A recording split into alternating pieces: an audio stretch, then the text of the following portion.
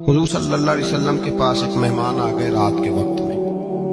جب وہ آئے تو حضور نے پوچھا کھانا کھانا ہے؟ تم نے کہا کھانا ہے۔ جھوٹ اور بھوک کو جمع کرنا منع ہے؟ کہا جی کھانا ہے۔ تو حضور صلی اللہ علیہ وسلم نے فرمایا ازواج مطہرات کے گھروں میں پتہ کرو کچھ ہے۔ حضرت ام سلمہ کے گھر میں پتہ کیا تو کہا یا رسول اللہ 4 دن سے روٹی نہیں پکی۔ حضرت زینب سے پوچھا تو کہا حضور کئی دن سے چولہا ہی نہیں جلایا۔ حضرت عائشہ صدیقہ، حضرت میمونہ، حضرت سودا، تمام گھروں سے بظاہر یہ دو جہاں کے شاہ ہیں، پر باز کچھ رکھتے نہیں۔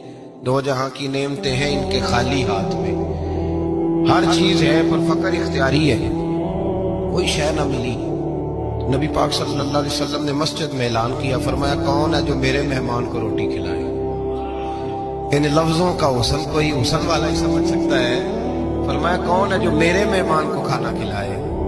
تو ایک صحابی لے گئے اور اٹھے، وہ صحابی جو صحابہ میں غریب تھے، ایک انصاری جو غریب آدمی تھے، اگرچہ میرے محبوب کے غلاموں میں جو بڑے امیر تھے وہ بھی خرچ کرنے میں بڑے آگے تھے، حضرت عثمان غنی رضی اللہ تعالیٰ، حضرت عبد الرحمن ابن عوف، حضرت ابو بکر صدیق رضی اللہ۔ لیکن یہ غریب آدمی کا حضور میں لے جاؤں گا، میں لے کے جاؤں گا، یہ بخاری مسلم ہے۔ حضور نے فرمایا لے جاؤ۔ وہ اب صحابی گھر لے گئے اور بیوی سے مشورہ کیا، بات پہ غور کرنا، ہر چیز کی بھوک دیکھی جا سکتی ہے، بچوں کی نہیں دیکھی جا سکتی۔ وہ انصاری حضور کے مہمان کو گھر لے گئے، جا کے بیوی سے مشورہ کیا، کہا بھلی مانس گھر میں کچھ ہے؟ تو اس نے کہا تھوڑا سا بچوں کے لیے کھانا رکھا ہے۔ بچوں کے لیے؟ بچے تو بزدل کر دیتے ہیں، بچے تو آدمی کو بزدل کر دیتے ہیں، بچے تو مار دیتے ہیں، کلیجہ پھٹ جاتا ہے بچہ بھوکا ہو، نیند نہیں آتی۔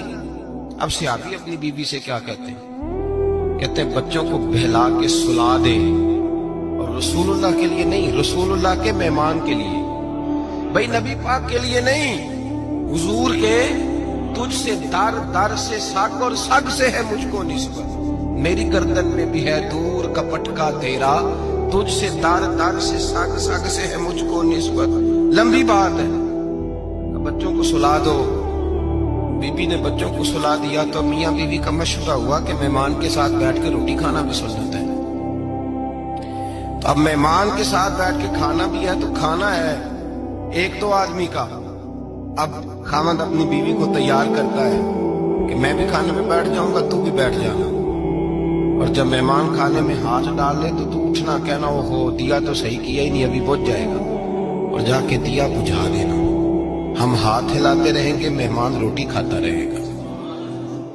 اور یار اس درد کو، اس کیف کو سمجھو، گھر میں بچے بھی بھوکے، بچوں کی ماں بھی بھوکی، بچوں کا باپ بھی بھوکا، دسترخوان پہ روٹی لگ گئی، روٹیاں چون ڈالی، بی بی اٹھی کہنے لگی او ہو چراغ تو صحیح کیا ہی نہیں، یہ تو پچ جائے گا۔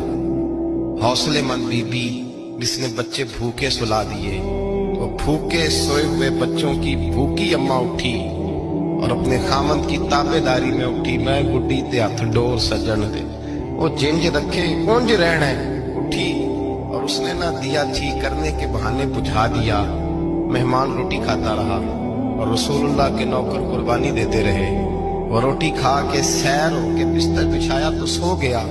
یہ میاں بیوی ساری رات بچوں کی طرف دیکھتے رہے اور غور کرتے رہے اور راضی رہے کہ ہم نے حضور کا فریضہ نبھایا ہے۔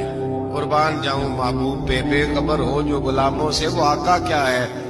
وہ صحابہ وہ اگر قربانیاں دیتے تھے تو جو اعزاز ملتا تھا وہ بھی بڑا شان والا ہے۔ صحابی کہتے ہیں میں فجر کی نماز پڑھنے مسجد آیا، پہلا قدم رکھا تو میرے کریم بولے، حضور نے فرمایا رات جو تو نے اور تیری بیوی نے عمل کیا ہے خدا کو بھی بڑا پسند آیا ہے، محمد مصطفیٰ کو بھی بڑا پسند ہے۔